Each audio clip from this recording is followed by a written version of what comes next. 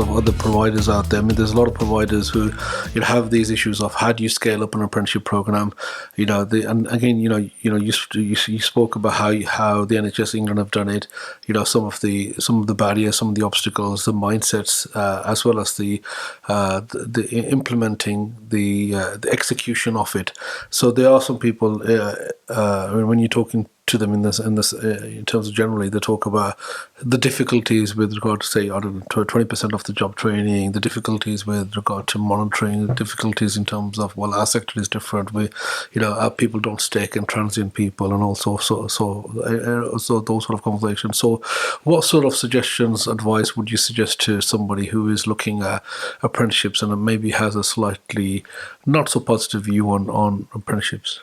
Yeah, so I have plenty of those conversations. I mean, in terms of the 20% off the job, I do have to say kind of stop moaning, because for nursing, it actually equates to 60% off the job to meet the professional registration requirements.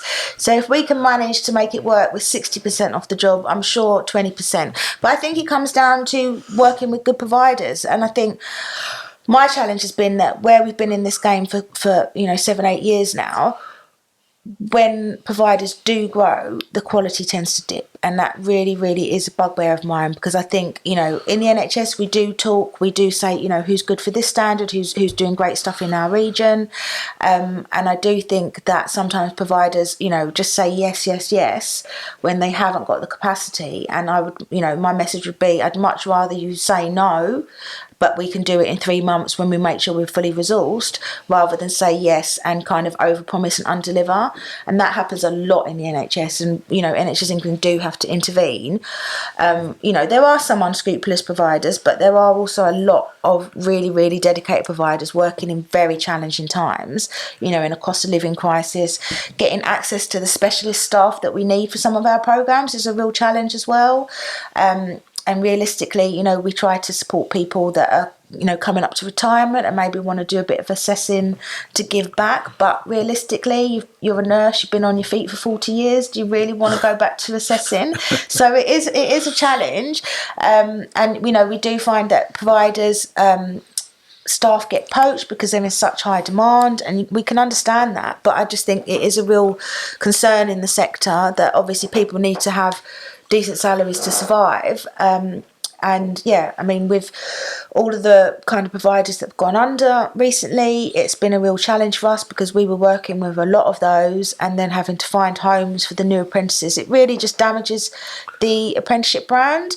And I actually met with this team in DfE that I didn't even know existed. So it's their provider exit team. Okay. So suddenly we've become very good friends because of what's been happening this year. And they said, what can we do to avoid this? And I just, I think about the consequences of your actions. If you're a provider that had a traineeship contract, that had a HGV contract, that had AEB, and suddenly they're all withdrawn, I don't understand what they think is going to happen. Of course, people are going to go to the wall. So, it's a really difficult time at the moment, and I think we should be doing as much as we can to kind of support providers, and recognising that, a lot of them do deliver really good quality, and it's just very challenging at the moment. Canny Conversation Podcast Series 5 by Safaraz Ali.